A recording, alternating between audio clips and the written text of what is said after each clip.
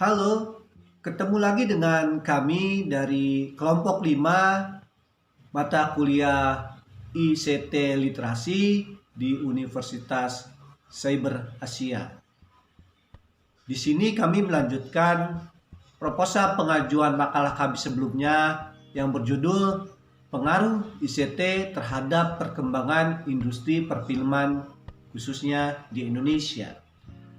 Jadi kami melakukan survei melalui Google Form terhadap beberapa orang dan responden yang mengembalikan survei tersebut sekitar 300 orang. Hal pertama yang kami tanyakan adalah berapakah usia Anda? Jadi dari 300 orang tersebut 64% berusia antara 18 sampai 24 tahun. Kemudian 17,1% berusia antara 25 sampai 30 tahun. Lalu berusia di bawah 18 tahun sebesar 8,5% dan sisanya adalah orang-orang yang berusia di atas 31 sampai dengan di atas 50 tahun. Kami berpikir bahwa survei yang kami lakukan adalah sangat tepat karena kami berhasil menyisir orang-orang yang berusia di generasi milenial dan generasi Z. Artinya apa? Bahwa orang-orang tersebut memberikan respon yang sangat baik terhadap kemajuan perfilman kita, di mana mereka memberikan opini-opini mereka, bagaimana mereka menilai terhadap perkembangan di industri perfilman di Indonesia, khususnya dari segi information, communication, dan teknologi. Pada lampiran ini kami mendapat 211 respon dari usia masing-masing respon diantaranya 8,5% di bawah 18 tahun, kemudian 64% di usia 18 tahun sampai 24 tahun. Untuk usia 25 tahun sampai 30 tahun kami mendapat 17,1%. Selanjutnya usia 31 tahun sampai 40 tahun dan 41 tahun sampai 50 tahun tidak ada respon di usia tersebut. Selanjutnya pada lampiran berikut, kami membuat evaluasi dengan menanyakan kepada respon perihal apakah mereka sering menonton film di rumah atau di bioskop. Dan kami mendapat 212 respon, diantaranya menjawab ya 47,6%, kemudian netral di 45,3%, dan tidak ada respon yang tidak menonton film. Lihat dari pie chart di samping, di urutan pertama dengan presentasi 25,2%, kebanyakan orang menonton film 3 kali dalam sebulan. Di urutan kedua dengan presentase 22,3%, kebanyakan orang menonton film 2 kali dalam sebulan. Dan di urutan ketiga dengan presentase 18,4%, kebanyakan orang hanya menonton film 1 kali dalam sebulan. Sisanya ada yang tidak menonton film, ada yang tergantung mood, ada yang sering, dan sebagainya. Jenis film yang paling sering ditonton di urutan pertama ada genre film action di angka 34,6%, di urutan kedua dengan genre film horor di angka 19,7%, dan di urutan ketiga ada genre film slice of life di presentase 16,3%. Sisanya menyukai genre film romance komedi, science fiction, dan lainnya. Pada diagram tersebut dapat kita lihat bahwa 79,2% orang beralasan menonton film untuk hiburan mengisi waktu luang, sedangkan 11,3% lainnya menganggap menonton film adalah sebuah hobi. Sementara sisanya mereka beralasan menonton film sebagai media pembelajaran, tuntutan pekerjaan, bahkan ada yang mengatakan mereka tidak suka menonton film. Berdasarkan survei yang telah kita lakukan, dapat kita ketahui bahwa 75,8% orang lebih tertarik dengan film luar negeri, sementara 22,3% lainnya mereka menyukai film dalam negeri. Sisanya mereka mengatakan bahwa tidak menonton film. Dari perbandingan presentasi tersebut, dapat kita ketahui bahwa film luar negeri lebih diminati daripada film dalam negeri. Hal tersebut karena film luar negeri menyajikan genre yang beragam, kualitas film yang lebih baik, dan alur cerita yang tidak monoton. Mungkin hal tersebut yang menjadikan film luar negeri lebih diminati daripada film dalam negeri. Dari lampiran berikut terdapat 210 respon terhadap pertanyaan dalam 2 tahun terakhir, bagaimana pendapat Anda terhadap film-film Indonesia? 49% memilih adanya peningkatan kualitas. 28,1% memilih adanya peningkatan kualitas yang signifikan. Lalu, terakhir ada 17,1% memilih sama saja.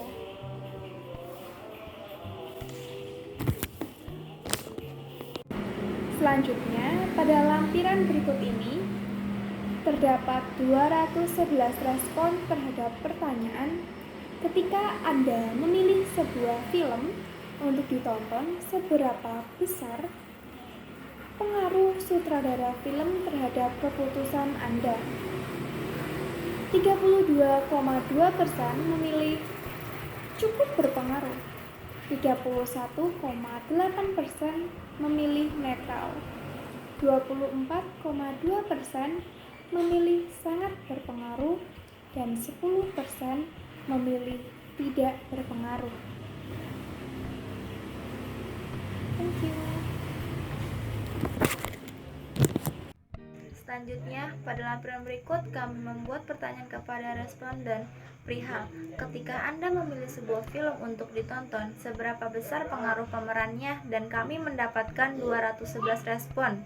Di antaranya 14,2% netral, 43,1% sangat berpengaruh, dan 35% cukup berpengaruh. Selanjutnya, pada lampiran berikut kami membuat pertanyaan kepada responden perihal bagaimana cara Anda lebih sering menonton film, dan kami mendapatkan 210 respon yang diantaranya 56,7% berlangganan layanan streaming film, 21% menonton film yang dapat diputar oleh stasiun televisi saja, 20,5% ke bioskop.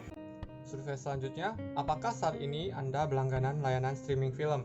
Dari 211 respon menyatakan bahwa 50%-nya adalah sedang berlangganan layanan streaming film dan setengahnya tidak berlangganan layanan streaming film.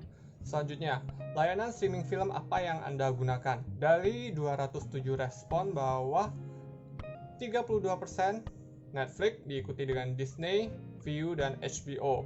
Nah, 34%-nya tidak berlangganan, dan sisa-sisanya adalah merupakan WeTV, IndiHome, Netflix, Disney, Viu, dan WeTV. Selanjutnya, layanan streaming film apa yang Anda gunakan? Dari 207 respon bahwa 32% Netflix diikuti dengan Disney, Viu, dan HBO. Nah, 34%-nya tidak berlangganan, dan sisa-sisanya adalah merupakan WeTV, IndiHome, Netflix, Disney, Viu, dan WeTV.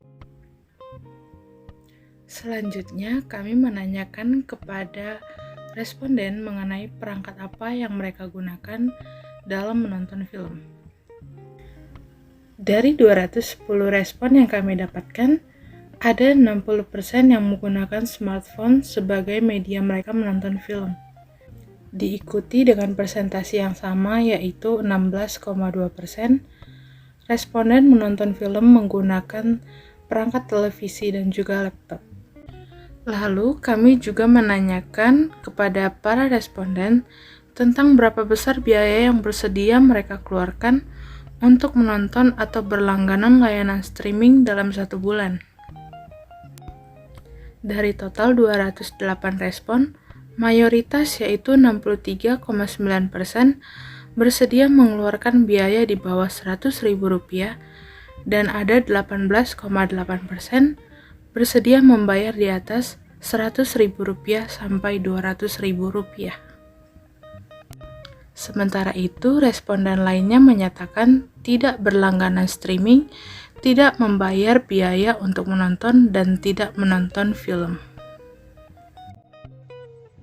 Berikut adalah pertanyaan survei terakhir dari kita, yaitu dalam 12 bulan ke depan apakah Anda akan masih berlangganan layanan streaming film Dari 210 respon, 50,5% menjawab ya dan 49,5% menjawab tidak. Jadi di sini hampir sama perbandingannya.